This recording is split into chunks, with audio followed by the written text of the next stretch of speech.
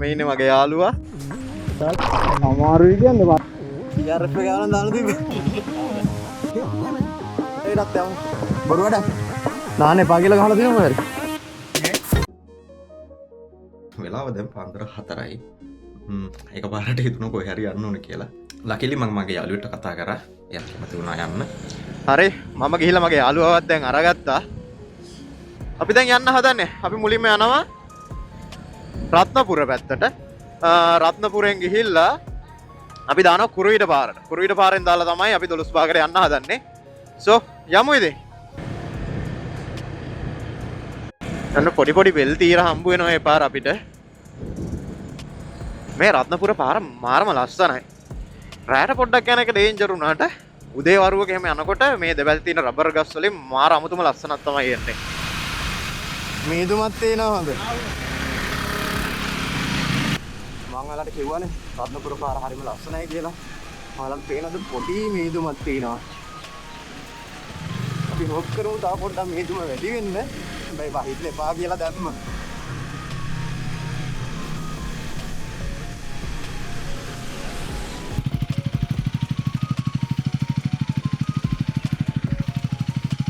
අපි දැන් ඉන්නේ ගෝනපිටිය රෝඩ් එකේ. මේ ඉන්නේ මගේ යාළුවා ධනුෂ්ක මල්ලි. මල්ලි හායි කියන්න කට්ටියට. අපි අද යන්නේ මෙන්න මේ දෙකේ.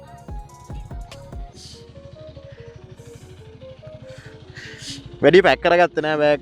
හරිම ලයිට් වෙයිට් යන්නේ අද. අපි එතන ටිකක් වෙලා ඉඳලා ෆොටෝ දෙක තුනක් ගහලා අපි ආයෙත් ගමන පිටත් වුණා.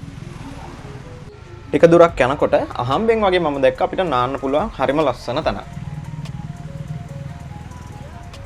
රෑම් එකක් තියෙනවනේ. ගාන්න තනක් නැතුව ඇදිනේ. ටික දුරක් අපිට යනකොට හම්බුණා පාකින් එකක්. ඉතින් අපි ඒකෙන් බයික්ස් නවත්තලා අපි ගියා නාන්න. මන්දට මේවා මේ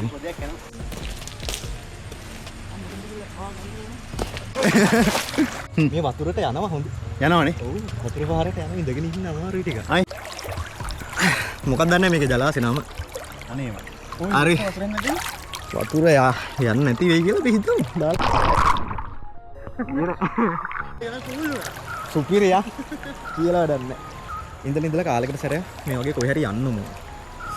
මට නම් ගෙදර දැන් මම වර්ක් කරන විදිහට මම තවස් ගානක් එක දිගට වැඩ කරලා මළුව කම්බුන ගාම මේ වගේ යනවා. දැන් මේක ඊයේ හිතුනේ. ඊයේ රෑ හිතුණා. මම ධනුෂ්ක මල්ලියෙන් ඇහුවා අපි එන්නද කියලා. මේ අපි යමුද කියලා මිනිහා කිව්වා. ඉතින් ගොඩ පිනපු එක තමයි කරේ.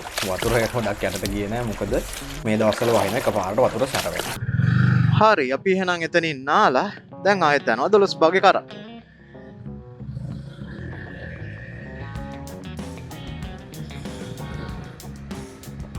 මේ පාර ඇත්තට මාර ලස්සනයි.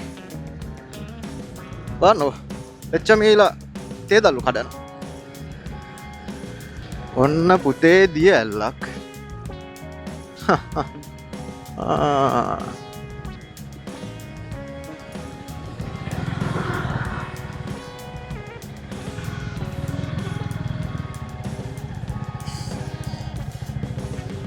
ෆොටෝ එකක් එහෙම ගත හැකි අතන්ට දාලා.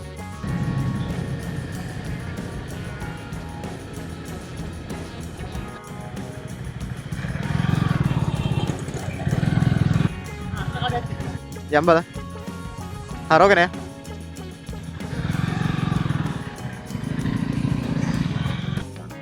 තව කිලෝමීටර් 30 ගානක්ද කොහෙද තියෙනවා. ඔව් 12 භාගයටම තමයි දැන් යන්නේ කෙලින්ම. A few moments later. අපි දැන් කෑවා. යනවා 12 භාගයේ කරා. තව කිලෝමීටර් 20ක් තියෙනවා හරියටම. 6ක් වගේ ආසන්න කාලයක් ඇවිත් යන්න. යමු. තව කිලෝමීටර් 16යි. ටික දුරක් යනකොට අපිට හම්බුණා CRF එක ආපු මල්ලි කෙනෙක්. එයා අපිට කිව්වා වීඩියෝ දාන්න එපා කියලා. ඉතින් අපි දාන්නේ නැහැ යාළගේ වීඩියෝ. හරියට දාගන්න. CRF එක ළඟට. CRF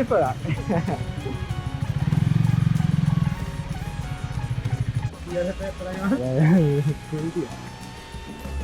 එම් එකද? ඔය එම් එකද? කොල්ලොන්ට බයික් එකක් හම්බුනාම ඉතින් කොහොමද කියලා දන්නවනේ. ඒක තමයි හොරෙන් යන්නේ.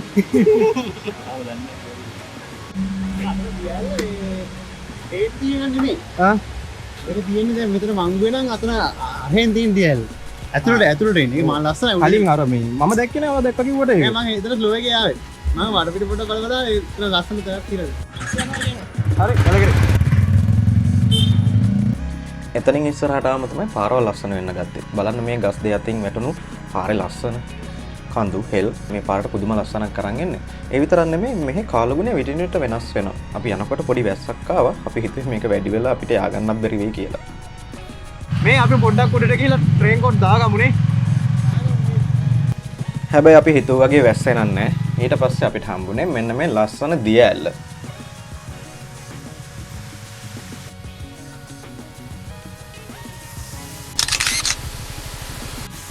බලන්නකො ඉතින් අපිට ඊට පස්සේ කවද හම්බුනේ කියලා. ට්‍රැවල් කරන අය නම් මෙයාව දන්නවා. මේ ඉන්නේ සමන්මලි අක්කා. අපි එතන ෆොටෝ ගහලා පරිසරය පොඩ්ඩක් විඳලා සමන්මලි අක්කත් එක්ක ටිකක් කතා කරලා අපි අපේ ගමන ආයෙත් පිටත් වුණා. අපි ගෙදරින් එන්න කලින් අපි බයික් දෙකටම ෆුල් ටැංක් කරගත්ත තෙල්. ඒකට අපිට රුපියල් 2500ක් වගේ ගියේ. තාම තෙල් වලින් භාගයක්වත් ඉවර වෙලා නැහැ. ඒක කට්ටයි දැන් අනිත් එක ඉවර වෙයි දැන්. අපිට හම්බුණා තව හොඳ view point එකක්. අපි ඉතින් එතන පොඩ්ඩක් නැවතිලා හිටියා.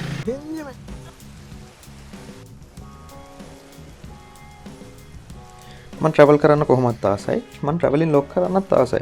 හැබැයි මේ log එකක් කරනකොට මට තියෙන ප්‍රශ්නේ තමයි මගේ අවධානය මොහොතකට cam එකට විතරක් යොමු වෙනවා. සමහර වෙලාවට මට nature එකේ තියෙන පොඩි දේවල් අත්විඳින එක අමතක වෙනවා. මගේ ඇරෙනවා. ඉතින් ඒ වගේ වෙලාවට තමයි මේ 360 cam එකේ පිහිට තියෙන්නේ. ඉතින් මම 360 cam එක බයික් එකේ පිටිපස්සට invisible stick එක ආධාරයෙන් සවි කරගත්තා. දැන් මට පුළුවන් මොහොතකට cam එකට දෙන අවධානය නැති කරලා පරිසරයට සම්පූර්ණ අවධානය දීලා මේ ගමන අත්විඳින්න. ඔයා මොටෝ ලොගර් කෙනෙක් නම් එහෙම නැත්නම් traveling log එකක් කරනවා නම් ඔයා අනිවාර්යයෙන්ම ගන්න ඕන cam එකක් තමයි 360 cam එක. ඔයා cam දෙක තුනක් ගන්නවා වුණත් ඔයා ගන්න පළවෙනි cam එක 360 cam එකක් කරගන්න. ඒක DJI වේවා, Insta 360 වේවා, කැමති brand එකකින් හැබැයි 360 cam එකක් අරගන්න. මොකද creative ideas තියෙන කෙනෙක්ට මේ 360 cam එකකින් ගොඩක් වැඩ ගන්න පුළුවන්. ඔයාට මේ වගේ third person shots ගන්න පුළුවන්, POV shots ගන්න පුළුවන්. ඒ විතරක් නෙමෙයි විවිධ විදිහේ creative shots අරගන්න පුළුවන්. ඔයාට ඕනේ වගේ creativity එක විතරයි. ඉතින් පොඩ්ඩක් ඉන්නකො මම මොටෝලොගර් කෙනෙක් විදිහට මේ 360 cam එක use කරන්න පුළුවන් විදි ගණනාවක් ඔයාලට වීඩියෝ එකකින් අරගෙන එන්න.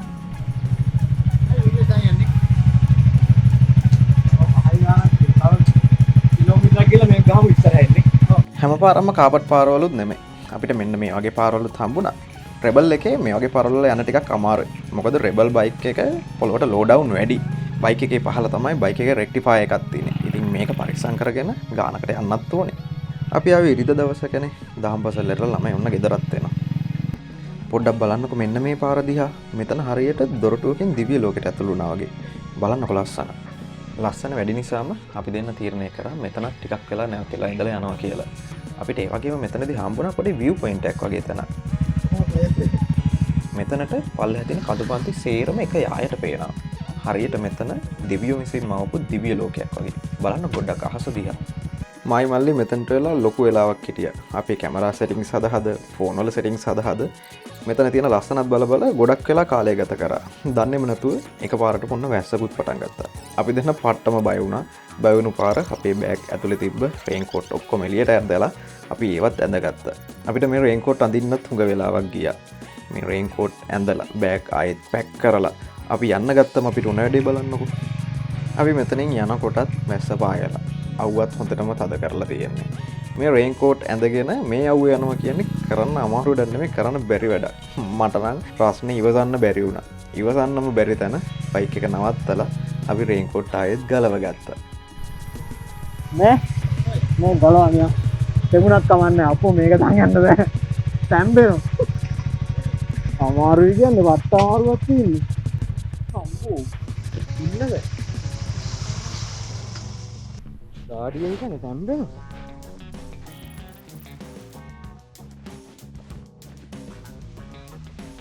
රේන් කෝට් ටිකත් ආයෙත් බෑග් වලට දාගෙන අපි පිටත් වුණා.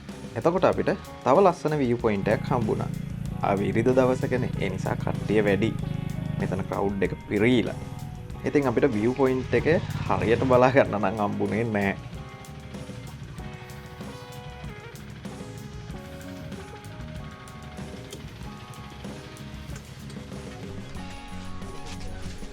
ගිය අවුරුද්දේ හෝටන් ප්ලේන්ස් යද්දී වෙච්ච චාටර් සිද්ධියක් මතක් කර කර මෙතනත් ටික වෙලාවක් ගත කරා. ඔයලත් එක ඉදා ගිය ඔය පූර්ගේ මේ හොටන් ටෙස්ට් කියන්නේ මේ ප්ලේෂේ ප්‍රේෂා නෙමෙයි මොකද්ද මේ කම්මේ ග්‍රාසියා ග්‍රාසිය ග්‍රාසියයි ගරන් ගන්න තිබයි එතන view point එකටත් අපි ටටා බයි කියලා අපේ ගමන පිටත් වුණා. යනවා මේ පාරේ ලස්සන ඉවර වෙන්නේ නැහැ. බලන්නකො පල්ලෙහා තියෙන view point එකෙන් උඩට ආව ගමන් මෙතන ඊට වඩා ලස්සන දර්ශනයක් පේනවා. බලන්න ඈතින් පේන කඳු මිටියාවක් දිහා. ඉතින් මෙතනත් පොඩි view point එකක් වගේ තැනක් තිබ්බා. අපි එතනත් නැවතිලා තව ටිකක් වෙලා ඉඳලා යනවා කියලා තීරණය කරා.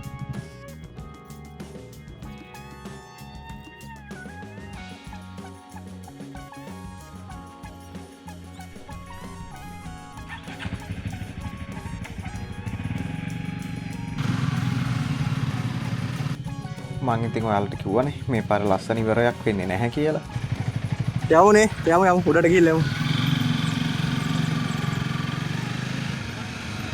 CRF එක ආව නම් මෙහෙන් දාන්න තිබ්බා. රෙබල් එකේ ගමන් බිමන් යන එක හරිම කම්ෆර්ටබල්. ඒක මට වචන වලින් කියන්න තේරෙන්නේ නැහැ. හැබැයි මේ පාරවල් අතර තිබ්බ ගුරු පාරවල් දකිනකොට මට හිතුණ දෙයක් තමයි මම CRF එකේ මේ ගමන ආව නම් මට මීට වඩා තැන් වලට යන්න තිබුණා නේද කියලා.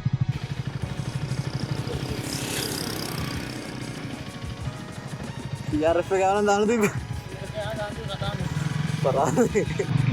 කොහොමින් කොහොම හරි අපි තවත් ලස්සන තැනකට ආවා. මෙතන මාරම ලස්සනයි. ඒ වගේම අපිට මාරම මහන්සියි. ඉතින් මෙතන නැවතිලා පොඩ්ඩක් ගිමන් හැරලා අපි ළඟ තිබ්බ කැම මොන හරි කාලා ඊට පස්සේ යනවා කියලා අපි දෙන්න තීරණය කරා.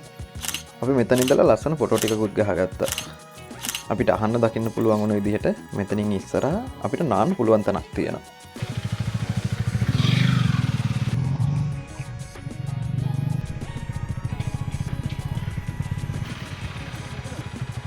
යන්න තියෙන අරහෙට. අපි ඒට ගිහිල්ලා අරහෙටත් යමු.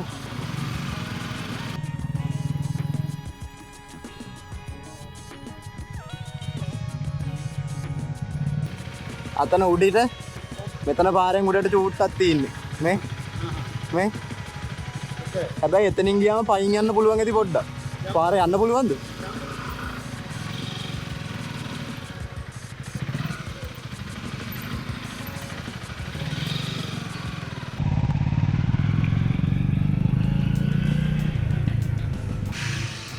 යතෑගිද පාරේ?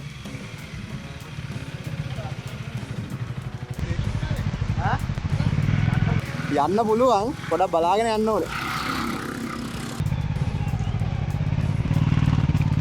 ගිහිල්ලා බලන්න එන්න. බොරුවට. නාන්න නම් පුළුවන් කොල්ලෝ. නාමු. නාන්න එපා කියලා ගහලා තියෙනවා කොහේ හරි. නෑ. එතන නාන්න පුළුවන්ද කොයි? එතන පුළුවන් නම් හරි.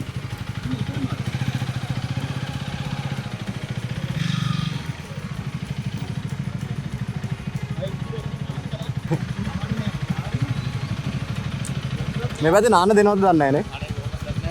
බයික් එක ගිය තව තියෙනවා CRF එකක් ගෙදර. රැලි එක. මේ ඔයා මොකක් කරේ වීඩියෝ කරනවද? ඔව්. මම මේ ළඟදී දැම්ම රැලි එකේ වීඩියෝ සෙට් එකක් මොඩිෆයි කරපු රැලි එකක් එහෙම දෙනවා. ආ හරි. CRF. කොහෙද ඔයාලා? අපි වියන්ගොඩ. මෙයන්ගොඩ. අපි පානදුර. පානදුරේ. අරගෙන එන්න. පාස් කරලා යන්න ඕනද ඔනේ? ඔව්. සෝෂල් මීඩියා දානවා නම් මේ කපලා දාන්න. හරි ගොඩක් අය දැන් කපල් හම්බුණා ඔක්කොම හොරෙන් ඇවිල්ලා දින ගෙවල් වලට. හරි වරිසේ හරි හරි.